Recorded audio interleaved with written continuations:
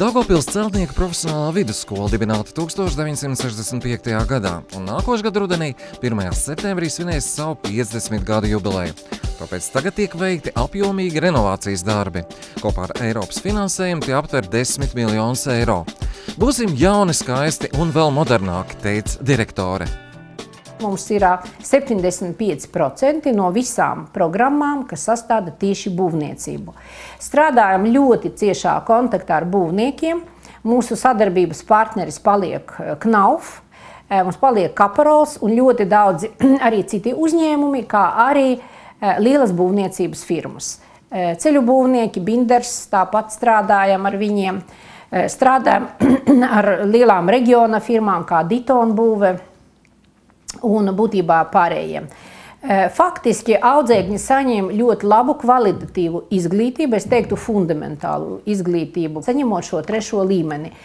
Un mūsu skolā var apgūt jebkuru profesiju, kas ir nepieciešama. Daugavpils būvniecības skola turpina savu kursu, nostiprināt visas būvniecības profesijas, arī tāpat mašīnu būvniecību, kas mums ir cilvēki, kuri gribēs apgūt autoelektriķa specialitāti jeb diagnostiku, un mēs ļoti nopietni strādājam pie dažādām tām jomām, kas ir saistīts ar inženieru komunikācijām, šajā gadījumā, kā mēs agrāk teicām, santehnikiem, strādniekiem, un šogad mums pirmo reizi ir arī uzņemšanās santehniķi šķietgadīgā programma vai tehnikas specialitāte.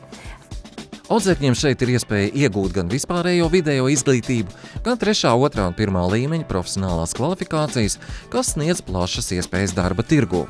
Būvniecības nozarei tiek gatavoti apdares darbu tehniķi, krāšņu podnieki, mūrnieki, būvstrādnieki, apdares darbu strādnieki, sausās būvas celtnieki, ceļu būvtehniķi, interjeru noformētāji, inženieru komunikācija tehniķi, inženieru komunikācija montētāji plus mētinātāji. Kokapstrādes nozarē vienmēr nepieciešami galdnieki un mēbeļu galdnieki, savukārt metāla apstrādē un mašīnu būvē pieprasīti ir lokmetinātāji, rokas lokmetinātāji un gāzmetinātāji. Direktore teica, mēs gribam, lai viens audzēknis te jūtās kā mājās, tāpēc ir iekārtot mājīga dienesta viesnīca, ir iespēja labi papusdienot, ir medicīniskā aprūpe, arī daudzas mācību telpas izveidotas krāsainas un mājīgas. Jaunieši te jūtas labi un patīkami, kā lielā ģimenē ar māju sajūtu. Kristīna šurp nākt mācīties iedvesmojas viņas brālis, kas te mācījies pirms viņas. Es mācos Daugavpils celtnieku profesionālā vidusskola. Mācos 3. kursā uz apdares darbu tehniku. Mūsu profesija cieši saistīta ar praktiskiem darbiem. Tagad mūsu skola iet projekts, mūsu skolu renovē, un mēs redzam, ka mūsu vecā skola top jaunāka, labāka. Nāc mācīties mūsu Daugavpils celtnieku profesionālā vidusskola. Jo mūsu vidusskola celtniecības jomā ir labāka Latvijā. Ikvienu cilvēku, kurš grib kļūt par celtnieku, es laipni lūgtu šeit, mūsu skolā.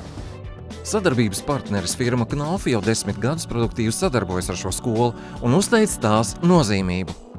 Mēs kā Knauf cenšamies arī nodrošināt, lai, kā jau minēju, šī praksa ir ļoti svarīga un jaunākās tehnoloģijas materiāli no Knauf attiecās uz tagad ļoti aktuāli siltināšana, sausā būve, trūkst reāli speciālisti.